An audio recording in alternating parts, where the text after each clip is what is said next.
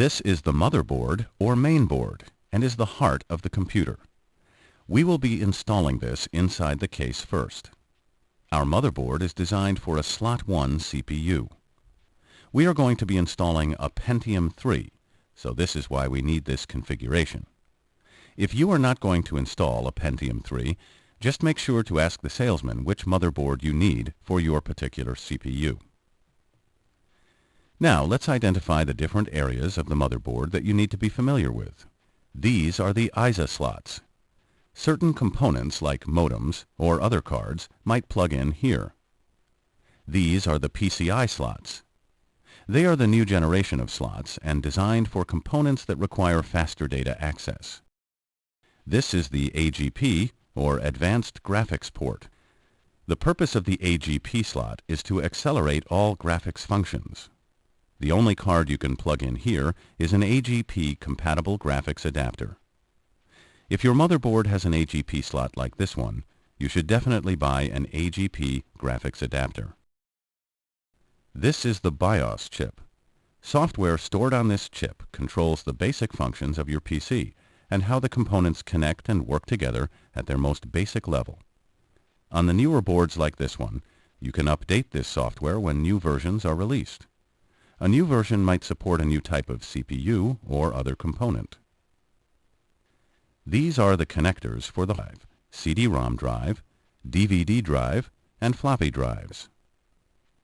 And these are the ports for the DIMMs, the dual inline memory modules.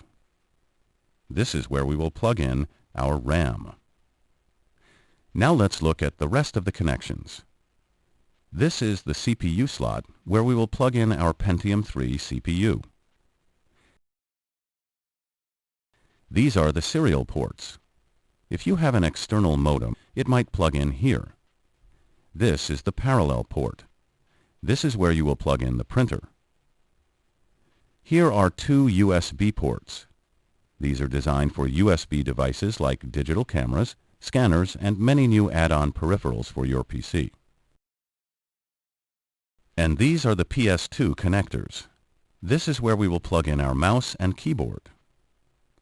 Now I will install the motherboard into the case. I will first line up the board with its ports to the ports frame of the case.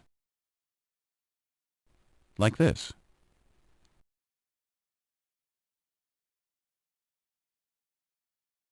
The holes of the board have to line up with the holes on the mounting area, so that you can put the brass standoffs in. If the holes in the mounting surface are not labeled for the type of motherboard you are going to use, then line up the holes by eye. As you can see here, each of the holes for your motherboard is surrounded by a shiny ring of solder. Here are the various screw points for my board. After I locate my screw point for the board, I will mount the motherboard to the mounting area. This is a brass standoff. Use these brass standoffs only to mount your motherboard to the mounting area. Always double-check the holes you are going to use and count the number of standoffs you will use. Make sure you put the same number of screws in to mount the motherboard on top of the brass standoff. A misplaced standoff can short-circuit your motherboard. These are the points for the screws on my board. And with my fingers, I can screw in the brass standoffs. After I screw them all in, I can mount my motherboard on top of the brass standoffs by screwing in the screws. Once you finish tightening all the screws, your motherboard should be securely mounted inside the case and look like this.